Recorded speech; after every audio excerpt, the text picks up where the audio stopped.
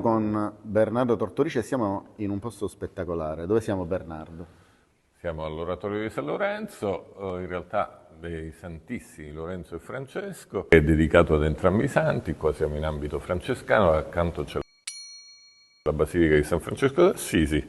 Era gestito dalla Compagnia di San Lorenzo e San Francesco e nasce alla metà del Cinquecento sui resti di un'antica chiesa. Viene concesso questo luogo per creare questo oratorio alla Compagnia di commercianti, non nobile, non importante, però di gente che lavorava e che si dava da fare. È importante il fatto che l'oratorio, a differenza di una chiesa, è un luogo adito sia a riunioni di tipo religioso, per cui queste panche laterali i confrati sedevano e si rivolgevano verso l'altare, sia di riunioni di tipo invece più politico, che riguardavano solo problemi della compagnia, del quartiere in cui stavano, per cui si rivoltavano verso la controfacciata dove sedeva il governatore, ed è il motivo per cui tutte le controfacciate degli oratori sono particolarmente belle, e ricche e fastose.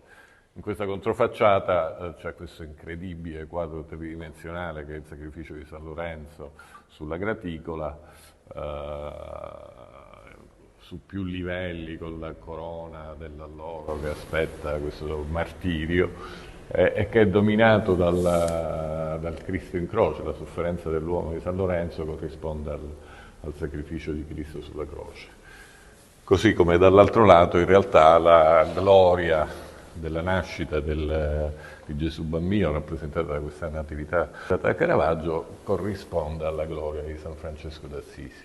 Il percorso è Dio si fa uomo in Cristo, con la sua nascita e la natività, vive come un uomo e come San Lorenzo soffre le pene del martirio, così fino alla croce, per terminare tutto in gloria San Francesco. Quindi è un percorso teologico preciso, ogni decoro qua ha una sua storia, un suo significato. Serpotta lo decora nell'arco di 7 anni, tra il 1699 e il 1706, e lo fa partendo dal quadro di Caravaggio, realizzando i 2 grandi angeli che posano cornice sull'altare con la Natività e che dialogano con l'angelo di Caravaggio. Così come nel quadro San Lorenzo è rappresentato a sinistra, nell'immagine a sinistra vengono poste le storie della vita di San Lorenzo in questi cosiddetti teatrini, e a destra quelle di San Francesco, così come è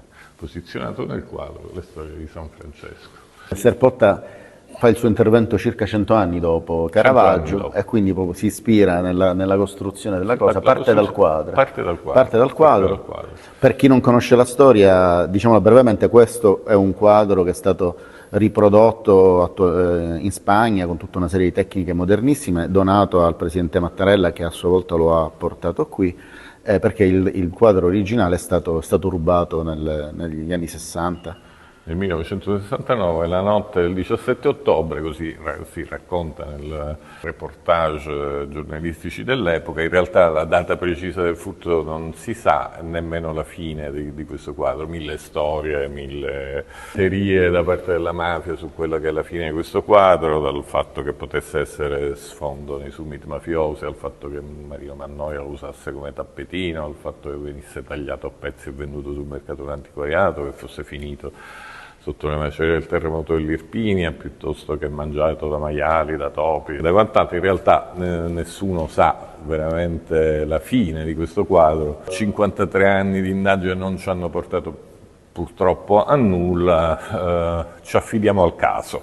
Speriamo nel caso, il caso ce lo riporterà, che sarà da qualche parte. Qualcuno lo custodisce sicuramente, sì, che oggi ma morirà. Ha un valore inestimabile. Questo qualcuno morirà. Io spero che in punto di morte, non volendosi presentare al Signore con questo rimorso, perché non verrebbe mai perdonato se dovesse morire prendendo per sé il Caravaggio, lo restituisca, farsi perdonare e cercare di recuperare per la vita eterna. E tornando un attimo a Serpotta, perché diciamo, è uno dei grandi maestri, uno dei grandi palermitani e siciliani. È il più grande artista palermitano. Il più grande artista palermitano. Mai esistito.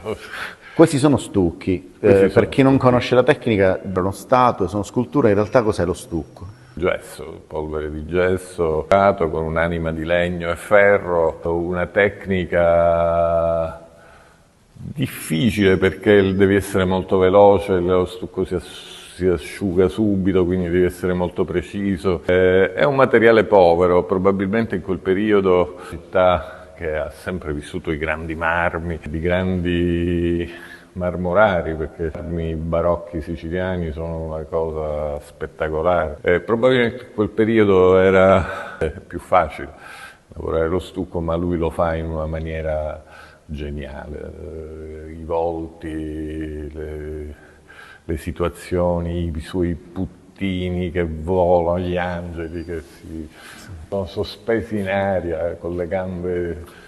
Vedi come sono sempre terrorizzato. Cadano. In realtà sono là sopra da centinaia di anni e nessuno... Sono lì da centinaia di anni. Decisamente il più grande stuccatore mai esistito al mondo, ed è una figura che è stata sottovalutata per primi da noi. Riscoprire Serpotta è stato un po' quello che ci ha costretto a fare Donald Garstan, questo studioso americano che è arrivato a Palermo e si è innamorato di Giacomo Serpotta, e lui per primo ha lanciato gli allarmi sullo stato e le condizioni in cui questi oratori venivano tenuti, che ha dato la possibilità alla regione siciliana di fare un grande intervento di recupero, ma sono venuti da fuori per dirci: attenzione, avete un capolavoro assoluto e ve ne state... di Giacomo Serpotta esistono altre installazioni importanti in città, altri oratori, la chiesa di Sant'Agostino, insomma, non mancano gli interventi. Serpotta, diciamo, ha operato quasi tutte le chiese più importanti della città, e poi alcune puntate fuori, Carini, Castelbuono. Insomma, chi viene a Palermo in visita non dovrebbe permettersi di non vedere alcune delle opere di Serpotta. Sì. Questo dovrebbe essere proprio un must. Vado a Palermo. Assolutamente. Vado a Palermo, devo vedere. Vado a Barcellona e guardo Gaudì, vado a Palermo e vedo. Esattamente questo.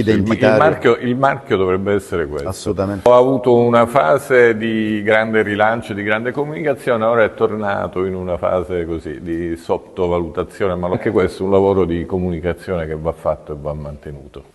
Comunque la magia di questo spazio è dettato non solo dalla bellezza della figura, ma anche dal riempimento di tutti gli spazi possibili con questi meravigliosi puttini che giocano e ne fanno di tutti i colori, da quello che fa le bolle di sapone là sopra, a quello dispettoso che strizza gli attributi al suo compagnuccio con una faccia incredibile, ai due puttini che si baciano là in quell'angolo, che sono adorati dai turisti. Vuole vedere la scena del martirio di San Lorenzo perché è una scena troppo forte. A quello che non vuole, l'altro bambino invece viene quello lì. Ah, ok. Col padre che gli indica la scena del martirio. E anche perfino nel momento più doloroso, più sofferto, più tragico, la croce di Cristo, c'è un puttino che gioca arrampicandosi sulla la vita, opera lignea, ci sono questi piedi che la reggono, che sono delle incredibili sculture in legno di bosso, ognuna diversa l'una dall'altra, ma ognuno gemella di quella di fronte, che Serpotta ha voluto dare a questi luoghi. Un po' un teatro, un po' si ride, un po' si piange, ben rappresentato su questa panca meravigliosa in legno avorio e madreperla, dove si alternano la faccia buffa della commedia, la faccia triste della tragedia. E da un lato c'è l'aquila che morde il serpente, dall'altro c'è il serpente che avvinghia l'aquila, quindi una volta si ride, una volta si piange, una volta si vince, una volta si perde, che è un po' il senso della vita in assoluto, e comunque certamente per quei tempi, per completare questa meravigliosa. Poi il marmo, questo pavimento meraviglioso a disegno molto complesso, unico e non ripetuto. E dell'epoca? Sì, di quell'epoca lì.